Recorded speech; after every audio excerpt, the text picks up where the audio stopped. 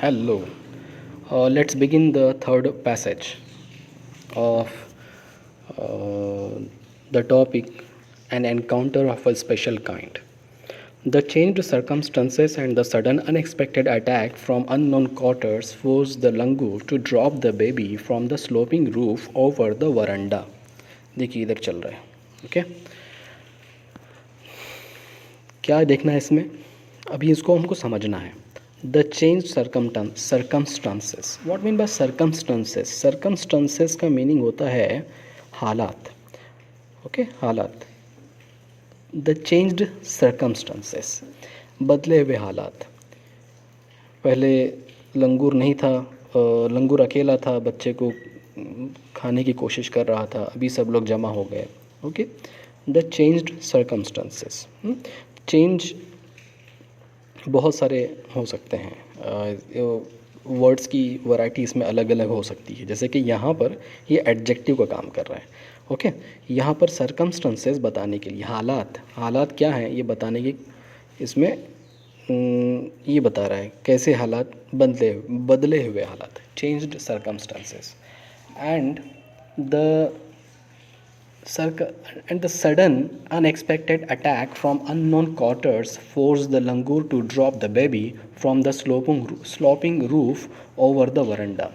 तो इन सब जैसे कि दूसरे भी अटैक कर रहे हैं और मैं भी उसको पत्थर मार रहा हूँ राइटर कर रहा है ना तो इन सब की वजह से क्या हो गया वो जो लंगूर था मजबूर हो गया कि बेबी को छोड़ दे तो उसने बेबी पर अटैक जो कर रहा था उसको किल करने की कोशिश कर रहा था मारने की कोशिश कर रहा था तो उसको छोड़ दिया और जो स्लोपिंग रूफ़ होती है जैसे हमारी छतें होती हैं स्लोपिंग है ना तिरछी होती हैं तो उसको स्लोपिंग रूफ़ कहते हैं the baby was listless and appeared to be dead ऐसा लग रहा था मानो ये जो बेबी है वो लिस्टलेस है लिस्टलेस का मीनिंग यहाँ पर इंग्लिश में क्या है ज़रा देखेंगे okay without any energy listless without any energy बिल्कुल बगैर ताकत का थोड़ी भी हरकत नहीं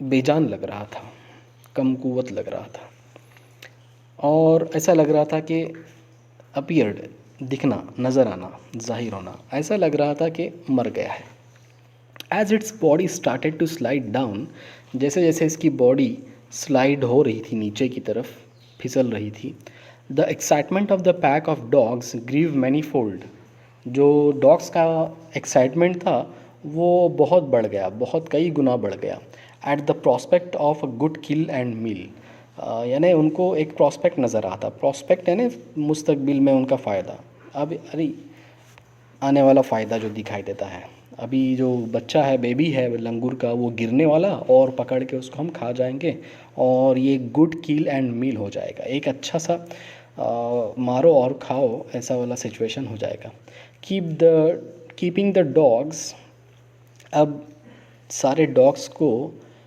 keeping the dogs at bay with the stick अपनी लकड़ी से दूर रख कर I managed to catch the hold of the baby langur tail मैंने क्या किया मैनेज किया जो बेबी लंगूर था वो जो उसकी दुम है उसको पकड़ने में कामयाब हो गया I manage to catch hold of the baby langur tail just as it tipped over the edge of the tailed roof जो tailed roof है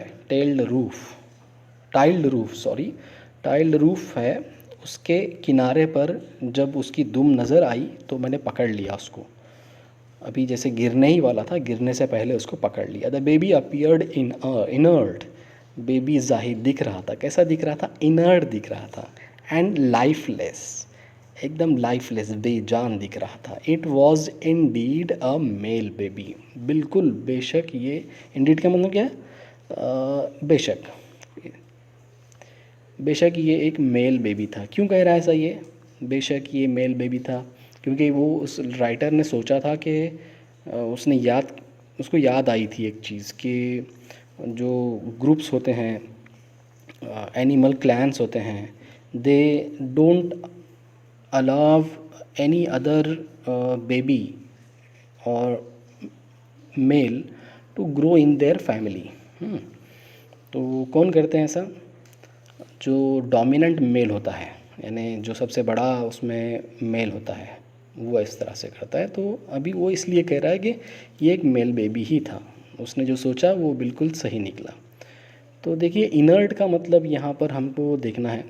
तो इस तरह से हमको इंग्लिश इनटू इंग्लिश माने याद करना है।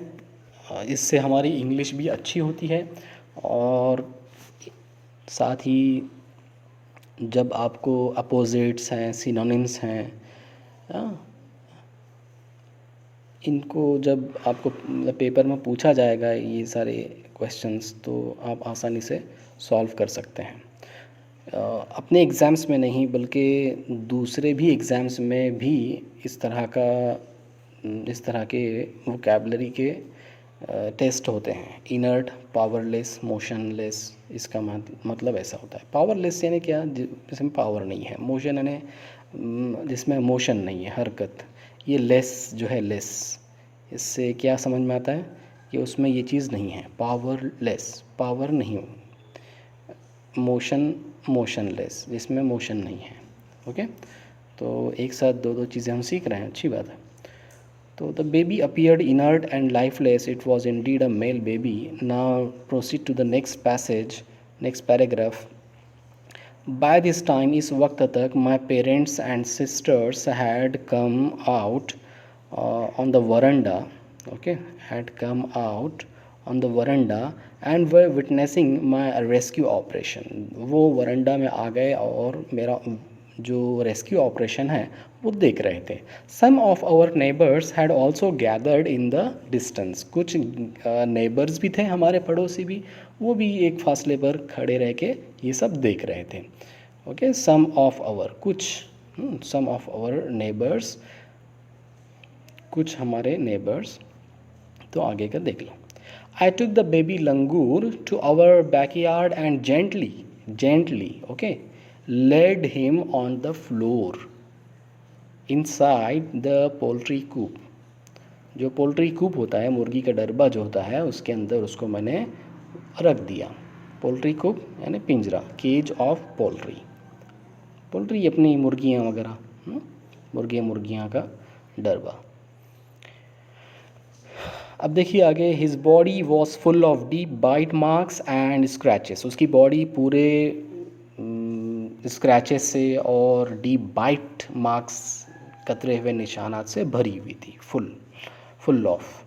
Blood was oozing from some of the wounds. कुछ ज़ख्मों से खून भी निकल रहा था। The baby remained motionless. Baby कैसा रह गया था? एकदम मोशनलेस, उसमें कुछ जान नहीं थी, हरकत नहीं थी। My father provided some aid to clean the wounds and stop the bleeding. मेरे अब्बा ने भी क्या किया कि कुछ फर्स्ट एड किसे कहते हैं? जो फौरी तिब्बी मदद होती है। अभी डॉक्टर पास जाने से पहले हम घर में ही जो मरहम पट्टी, जो कपास वगैरह लगाते हैं, डेटॉल लगाते हैं, जस्ट उसी को कहते हैं फर्स्ट एड। और कुछ क्रीम आते हैं जैसे कि सोफ्रामैसिन वगैरह हैं, वो हम ज़ख्म को लगा लेते हैं और थोड़ा सा ठीक करते हैं। डॉक्टर के पास जाने की ज़रूरत भी नहीं पड़ती अक्सर। तो उसके फादर ने इस तरह से फर्स्ट एड दिया। देखिए आगे। I was relieved to find out that the body was breathing, the baby was breathing. मुझे बहुत ही राहत हो गई। आई वॉज रिलीव्ड, मुझे बहुत ही राहत महसूस हुई। टू फाइंड आउट, ये जानकर, ये पता लग कर कि द बेबी, देखिए दैट का मतलब के भी होता है, that the baby was breathing, कि बेबी सांस ले रहा था। Even though his breaths where shallow, भले उसकी जो ब्रेथ्स थे, द ब्रेथ्स वर शैलो, एकदम ऊपर ही ऊपर थे, हल्के हल्के ऊपर ही ऊपर चल रहे थे, एकदम डीप नहीं थे। शैलो का अपोजिट होता है डीप। डीप ब्रेथ यानी सांस, डीप ब्रेथ और शैलो ब्रेथ। हम क्या करते हैं, अक्सर डीप ब्रेथ नहीं लेते हैं, हम अक्सर ऐसे ऊपर ही ऊपर सांस लेते हैं। तो उसी को कह रहे हैं। Splashes of cold water made the baby stir and after a few shaky attempts he sat up.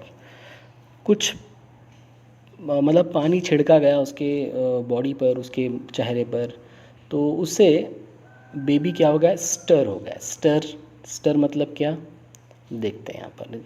इसलिए दिखा रहा हूँ कि हमको आदत पड़ जाए स्टर वगैरह ऐसे जो वर्ड्स हैं उसको इंग्लिश में ही देखने की आदत पड़ जाए, इसके लिए आपको बार बार दिखा रहा हूँ। तो आप भी इसकी अहमियत को समझ लो। स्टर यानी मूव। देखिए अभी आगे, तो पानी छिड़कने से बेबी तो मूव किया, and after a few shaky attempts, थोड़ा हिलने के बाद, कुछ एक बार हिला, दो बार हिला, जैसे हिलते हिलते वो फिर उठकर बैठ गया। He was in state of shock. देखो यहाँ पे ये अक्सर ये अल्फाज हमें कुछ ऐसे अल्फाज हैं जो हमें अक्सर इस्तेमाल करने होते हैं, बोलचाल की ज़ुबान में आते हैं। देखो, he was in state of shock. In state of shock मतलब क्या हो गया इसका, वो शॉक की हालत में था। इन स्टेट, स्टेट मतलब हालत, कि शॉक की हालत में था। Started trembling like a leaf, वो पत्ते की तरह ट्रेम्बल कर रहा था। ट्रेम्बल यानी हिलना। ट्रेम्बल मीन्स मूवमेंट करना, हिलना, जैसे कपकपा रहा था, थरथरा रहा था। Like a leaf in the wind, जैसे पत्ता जैसे हवा में हिलता है उस तरह से ट्रेम्बल कर रहा था। लाइक का मतलब क्या है यहाँ पर, की तरह, पसंद नहीं। लाइक का मतलब, लाइक का की तरह। अभी हिज टू, आगे देखेंगे, his two little twinkling eyes welled up with tears and he started to sob with a muffled cry. उसकी दो छोटी छोटी आँखें भर गई थी, वेल्ड अप यानी भर गई थी, किससे, with tears, and he started to sob with a muffled cry, बस वो दबी हुई आवाज़ में रो रहा था। Just like a human child would, बिल्कुल उसी तरह जैसे एक छोटा सा बच्चा, इंसान का बच्चा रोता है। ओके, आफ्टर एक्सपीरियंसिंग ट्रॉमा, एक बड़ा सा ट्रॉमा जब होता है, ट्रॉमा किसे कहते हैं, जो धक्का लगता है शदीद, जो, देखिए यहाँ पे ग्रेट डिस्ट्रेस, यहाँ पे इंग्लिश में दिया गया है ग्रेट डिस्ट्रेस। तो ट्रॉमा का मतलब होता है एकदम जो सदमा, एकदम झटका लगता है, शॉक लगता है। तो उसके बाद जैसे हमारे बच्चे, इंसान के बच्चे जो जैसे रोते हैं दबी हुई आवाज़ में, बिल्कुल उसी तरह से ये बच्चा भी रो रहा था। तो मैंने क्या किया, I offered him a peeled banana which he accepted with his unsteady hand and began taking hesitant bytes. अब मैंने उसको क्या किया, एक पील्ड बनाना दे दिया। पील्ड बनाना, बताओ। पील्ड यानी छीलना, छिलका जो था उसको पील कहते हैं। अब उसी को ईडी लगा दिए, पास्ट बना दिए। वैसे पास्ट नहीं बल्कि ये एडजेक्टिव बन गया। बनाना ये नाउन है, उसके बारे में यहाँ पे मज़ीद मालूमात है, इसके लिए एडजेक्टिव बन गया। पील्ड बनाना यानी छिला हुआ बनाना। ओके, छिलका निकाल कर उसने दे दिया, तो peeled banana. which he accepted with his unsteady hand and began taking hesitant bites। अब उसने उसको क्या किया, एक्सेप्ट किया। he accepted with his unsteady hands। unsteady hands यानी एक जगह रुके नहीं थे, हिल रहे थे, है ना, उसको अनस्टेडी। स्टेडी यानी एक जगह रुकना, साकिन रहना, और अनस्टेडी यानी हिलते हुए, कपकपाते हुए हाथ। उसने ले लिया और उसको कतरना शुरू किया। बाइट, हेजिटेंट बाइट्स, हिचकिचाते हुए, हेजिटेंट यानी हिचकिचाते हुए वो बाइट कर रहा था। चलिए देखते हैं अभी ये जो पैसेज हो गया, पैसेज नंबर 3। अब इसके ऊपर कुछ सवालात हैं, वो वर्कबुक के हिसाब से आपको क्या करना है, उन सवालात को अच्छे से स्टडी करना है। मैं सवालात समझा देता हूँ, आपको उसके आंसर्स लिखना है और मुझे व्हाट्सएप करना है। ओके, तो ये है passage number 3, N encounter of a special kind, इस टॉपिक का। तो हम देखते हैं। सबसे पहले सिंपल फैक्चुअल क्वेश्चन। देखिए, ये जो सवाल तैयार किए हैं, जैसे हमारा एग्ज़ाम का पेपर का पैटर्न होता है, उसी के हिसाब से मैंने इसको प्रिपेयर किया है। कहीं से नहीं, बल्कि आपके वर्कबुक में से ही उठा के लिया। अभी आपके पास बहुत सारों के पास वर्कबुक्स तो नहीं होंगे, इसके लिए आपको सवालात का क्वेश्चन का सेट दे रहा हूँ। आप इसको अच्छे से सॉल्व करना है, पैसेज में से ढूंढ के आंसर्स लिखने हैं और मुझे बताना है। अभी इसमें क्या है, जो क्वेश्चंस हैं उसको बस मैं समझा देता हूँ, एक्सप्लेन करता हूँ कि किस तरह से इसको सॉल्व करना है और आपको पैसेज में से उनको लिखना है। देखिए, तो पहला क्वेश्चन क्या है, सिंपल फैक्चुअल एक्टिविटीज़। ये ठीक है, सिंपल फैक्चुअल एक्टिविटीज़ है। इसको पेपर में पूछा जाता है 2 मार्क्स के लिए। तो देखिए, simple factual activities, complete the following sentences using the information given in the passage. क्या करना है, आसान सा काम है। पैसेज में जो इन्फॉर्मेशन दी हुई है वो बस यहाँ ब्लैंक में उठा के लिखना है। बहुत आसान काम है, 2 मार्क आपको बैठे बैठे मिल जाएंगे, कोई टेंशन की ज़रूरत नहीं है। सिर्फ ये सवालात पढ़ने हैं, जुमला पढ़ना है, इसको कंप्लीट करना है। देखिए, पेपर के प्रोस्पेक्ट से पेपर में मार्क्स लेने के हिसाब से हमको तैयारी करनी है। तो the langur baby was listless and आगे क्या है वो आप देख लीजिए। तो ये हो गया पहली एक्टिविटी। अब इसके अंदर दूसरा देखेंगे। मेरे हिसाब से ये सवालात समझाने की ज़रूरत नहीं है और ज़्यादा, क्योंकि बहुत आसान है ये। The langur baby was the baby लंगूर आना चाहिए, was listless. The writers parents and sisters had come out on verandah and dash. ठीक है, ज़्यादा इसमें कुछ दिमाग लगाने की ज़रूरत नहीं है, बस मैं आगे बढ़ता हूँ क्योंकि वीडियो बहुत लंबा हो जाता है और बच्चे थोड़ा बोर भी हो जाते हैं।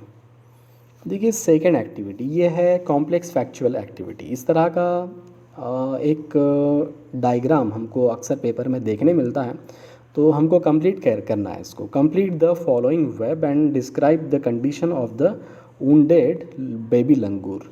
वुंडेड बेबी लंगूर की कंडीशन को डिस्क्राइब करना है। देखिए क्या है, यहाँ बीच में अक्सर क्या होता है, जो मेन क्वेश्चन होता है उसी का जो मेन पॉइंट होता है, जो की पॉइंट, ओके, उसको यहाँ बीच में लिया जाता है।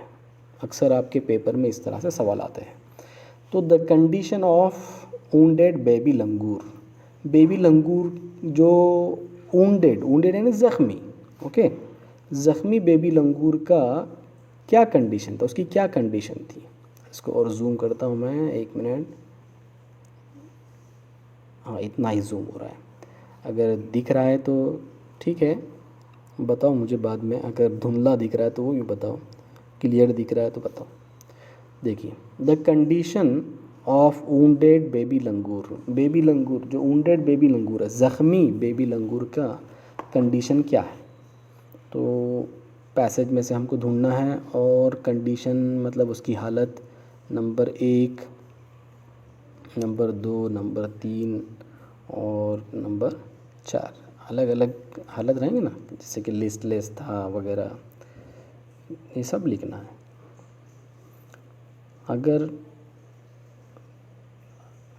आप डायरेक्ट पॉइंट की सूरत में नंबर डाल के लिखते हैं, डायरेक्ट पहले ये हेडिंग के तौर पे लिखना है, ऊपर आंसर बोल के इस तरह से हम लिखते हैं, ओके। और उसके बाद नीचे नंबर डाल के इसका 1 नंबर दो, इसको 2 नंबर दो, इसको 3 नंबर दो, ओके, जैसा भी आपकी मर्ज़ी, आपको जैसा भी अच्छा लगता है। इसको 4 नंबर दो, ओके।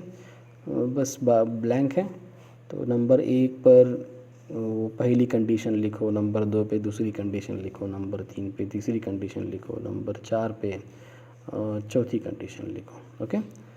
तो आसान है, थोड़ा सा ध्यान देने की ज़रूरत है। पैसेज पढ़ो और कर दो। आगे बढ़ते हैं।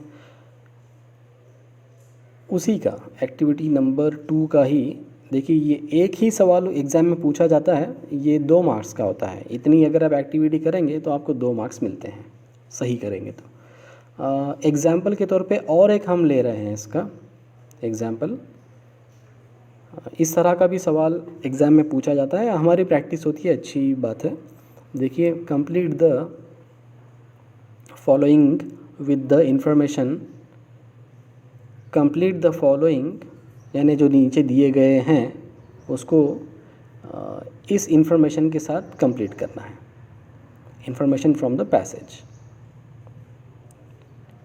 अब what attempts helped the baby langur to revive, सवाल क्या है, व्हाट अटेम्प्ट्स कौन सी कोशिशें मदद दी, हाँ, किन कोशिशों की वजह से मदद मिली बेबी लंगूर को टू रिवाइव। रिवाइव का मतलब है दोबारा जान आना, दोबारा जान आना, जान पढ़ना। ओके, तो कौन सी कोशिशें थी, अटेम्प्ट्स यानी कोशिशें। What attempts helped the baby langur to revive.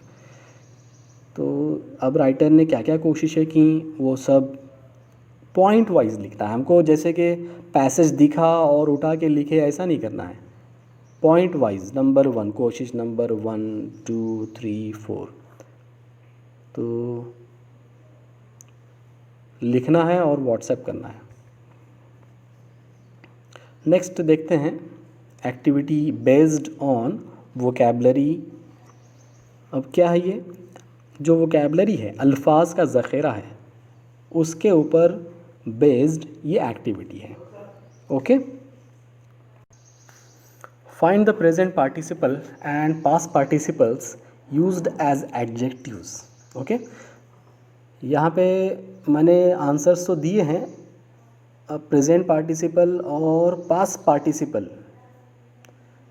ये क्या होते हैं, हम टेंसेस में समझ चुके हैं। ऐसे अल्फाज जो वर्ब हों और उनको आईएनजी लगा है तो वो प्रेजेंट पार्टिसिपल कहलाता है, और जिसके साथ ईडी यानी थर्ड फॉर्म इस्तेमाल किया गया है वो पास्ट पार्टिसिपल। देखिए यहाँ पे तो मैंने डायरेक्ट आंसर्स दिए हैं, थोड़ी प्रैक्टिस होना चाहिए बोलकर। अब आपको क्या करना है, ऐसे दूसरे वर्ड्स ढूंढना है पैसेज में से या कहीं और से। कहीं और से मतलब कहाँ जाएंगे कि इसी किताब में, आपकी जो किताब है, दूसरे टॉपिक्स में, दूसरे पेजेस पर। देखिए एग्जाम्पल के तौर पे रूफ़ को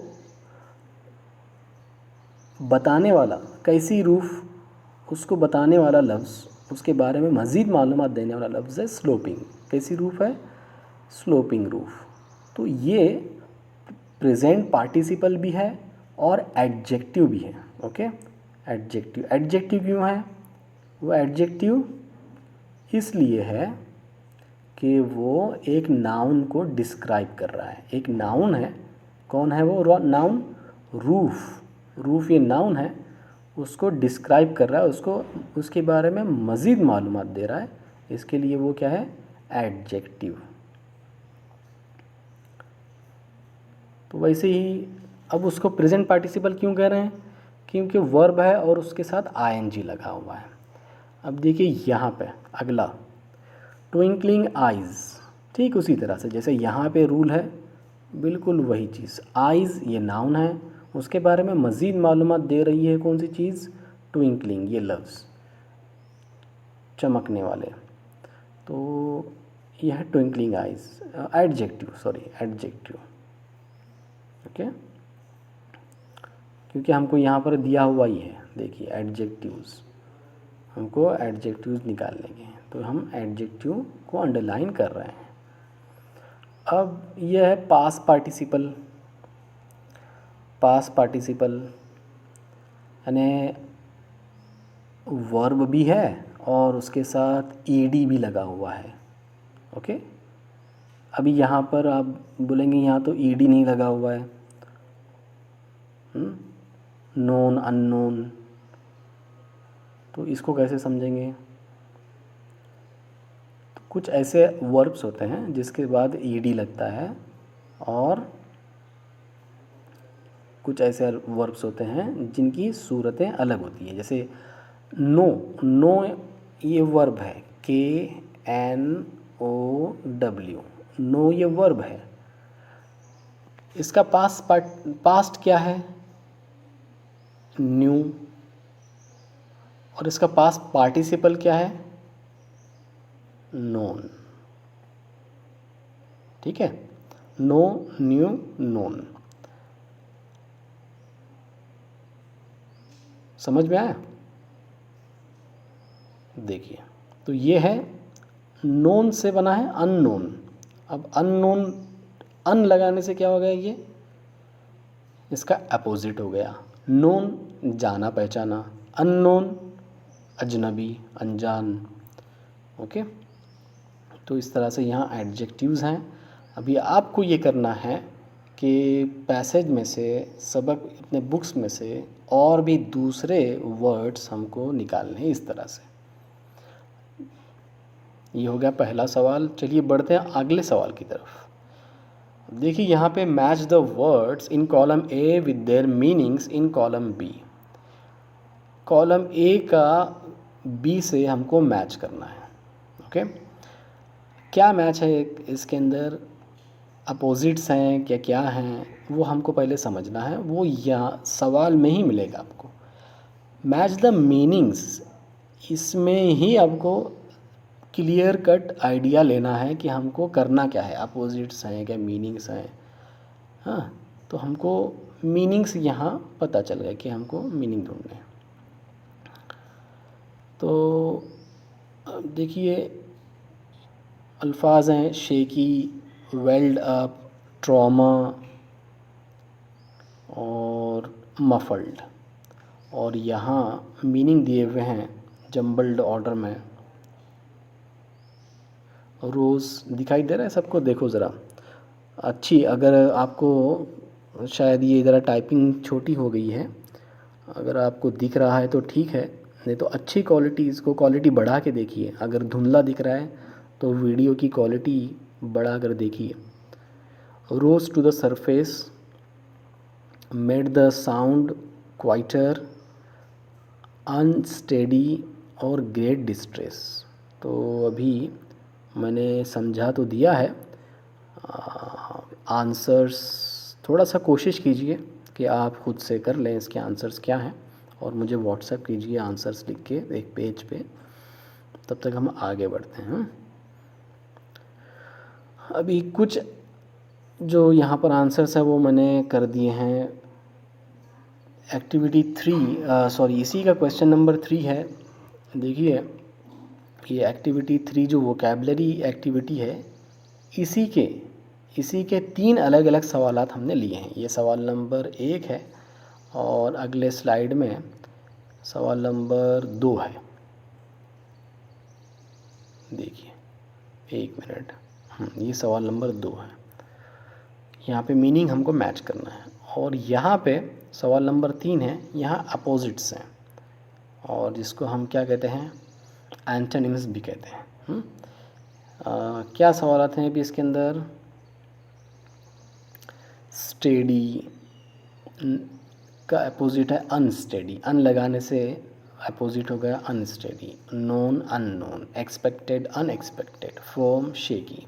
अभी आपको क्या करना है, यहाँ पे तो मैंने आंसर्स के साथ बता दिया है। अभी हमको मतलब आप सारे स्टूडेंट्स को ये करना है कि जितने आपको अपोजिट्स मिलते हैं किताब में या कहीं और से, इंटरनेट पर तो भरमार है, भरमार अपोजिट्स आपको निकालना है। यूट्यूब पर जाइए, सर्च कीजिए और देखिए कि अपोजिट्स कौन कौन से मिलते हैं। गूगल पर जाइए, सिंपल इजी इंग्लिश अपोजिट्स ऐसा कुछ भी डाल के देखिए। अपोजिट्स इंग्लिश वर्ड्स, सिनोनिम्स, हाँ बहुत सारा मटेरियल आपको अवेलेबल है। इंग्लिश सीखना है तो आपके घरों में इंग्लिश टीचर्स हैं, मतलब आपके मोबाइल्स, ओके, आपकी टीवी है। देखिए आगे मैं आपको सिर्फ गाइड कर सकता हूँ, सीखना आपको है, मेहनत आपको करनी है। देखिए activity 4, activities based on contextual grammar. अब ग्रामर के कुछ सवालात हैं, ये हम देख लेते हैं। Write the sentence as per the given instructions. यहाँ हमको इंस्ट्रक्शंस दी हुई हैं, उसके मुताबिक हमको क्या करना है, इसका चेंज करना है। They were witnessing my rescue operation. अभी इसको क्या करना है हमें, the sentence in simple past tense, simple past tense में हमको बनाना है। अब सिंपल पास्ट टेंस बनाने के लिए क्या क्या करना पड़ेगा, एक वीडियो पड़ा हुआ है टेंसेस का, आपने देखा है तो अच्छी बात है, जिसने नहीं देखा है वो देख लो और अच्छे से प्रैक्टिस करो। सिंपल पास्ट टेंस के क्या क्या उसूल हैं, क्या क्या उसके अंदर किया जाता है, सब देखिए और आंसर मुझे लिख कर बताइए इधर। ये आपका टेस्ट भी समझ लो। Okay, he had been in a state of shock, वो शॉक की हालत में था, ये जुमला है।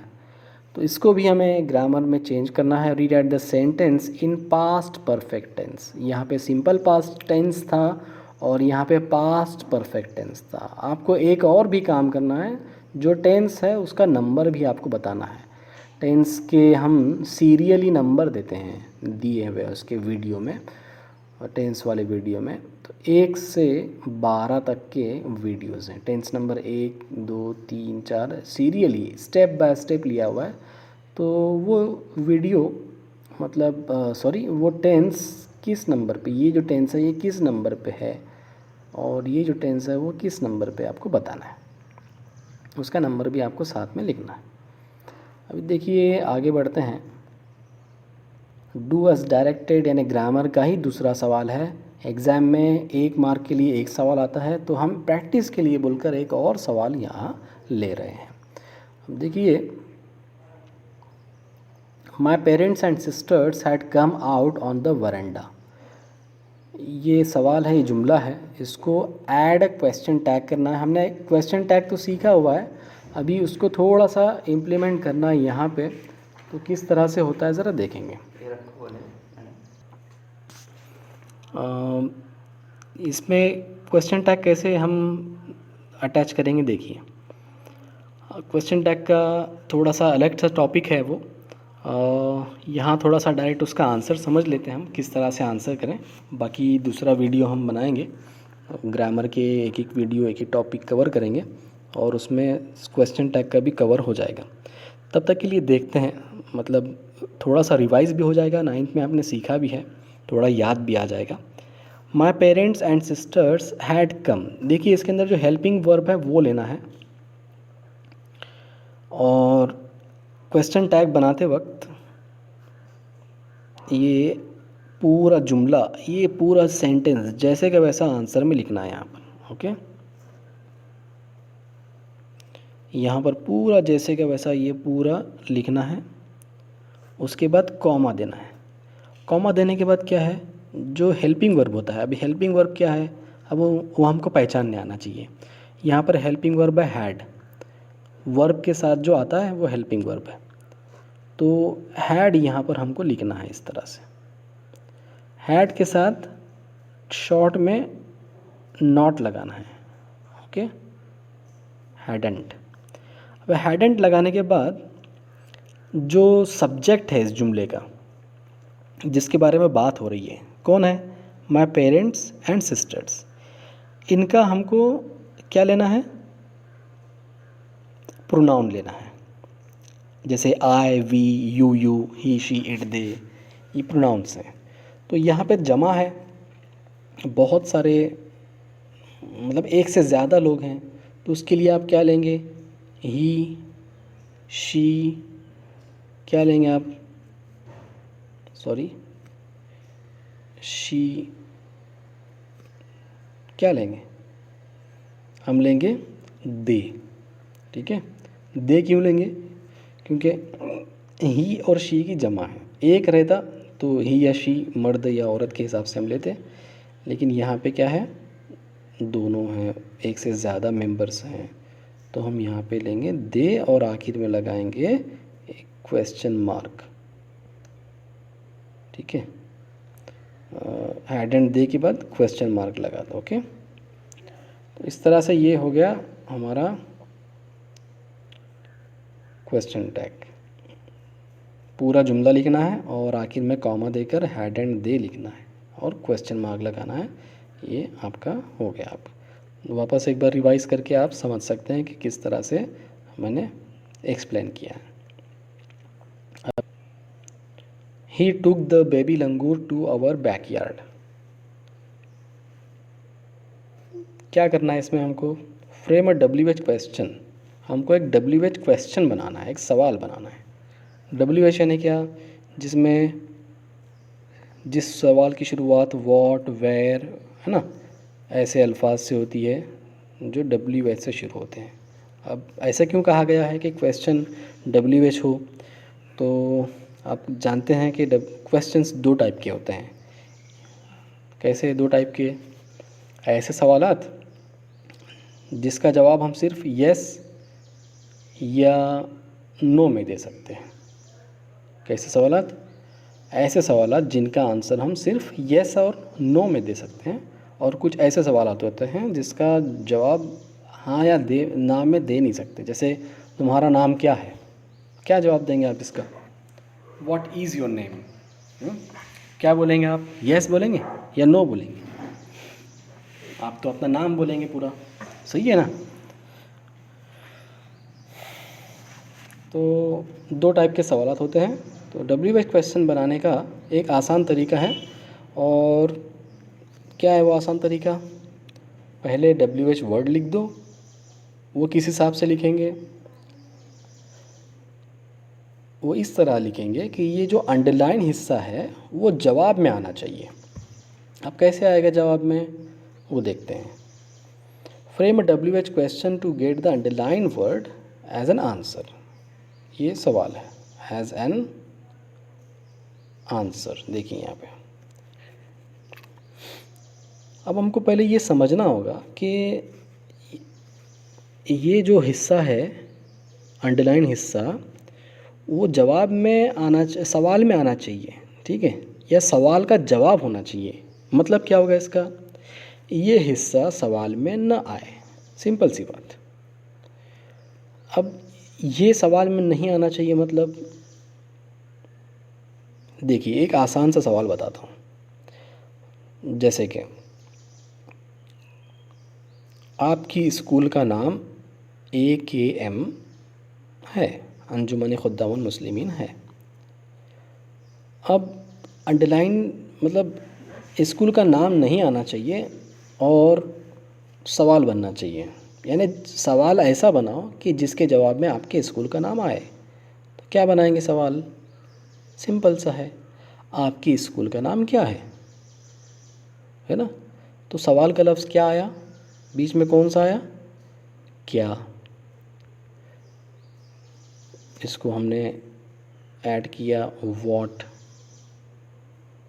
समझ गए? बहुत आसान है, एकदम सिंपल। अब देखिए, अब यहाँ पे क्या है? ही टुक, उसने लिया, द बेबी लंगूर, बेबी लंगूर को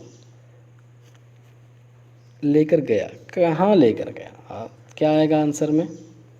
कहाँ लेकर गया? कहाँ लेकर गया भाई? लेकर गया टू आवर बैकयार्ड, हमारे आंगन के, है ना, पिछले वाले आंगन में, आंगन में लेकर गया। तो ही टुक द बेबी लंगूर। अब इसका सवाल क्या बना? हमको क्या मिला? कौन सा वर्ड आएगा? कहाँ। अब कहाँ के लिए इंग्लिश वर्ड क्या है? बहुत आसान है, सबको मालूम है। आप कहाँ रहते हो, है ना, पूछते हैं अक्सर हम बचपन से। तो वेयर, तो शुरू में वेयर आएगा और थोड़ा सा इसमें भी चेंज आएगा। ये टुक है ना, टुक लेकर गया, इसमें भी थोड़ा सा चेंज आएगा। वो आपको टेंसेस परफेक्ट होने के बाद समझ में आएगा। वेयर डिड, कहाँ लेकर गया। Where did he take, where did he take, कैसे लिखेंगे? देखिए,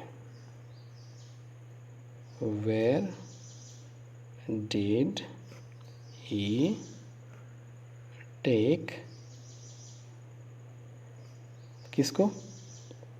the baby langur, sorry, the baby langur. और आखिर में सवालिया निशान देना नहीं भूलना। इतना आसान है। अभी ऐसे और भी कुछ जुमले लो और प्रैक्टिस करके दिखाओ। आगे बढ़ते हैं।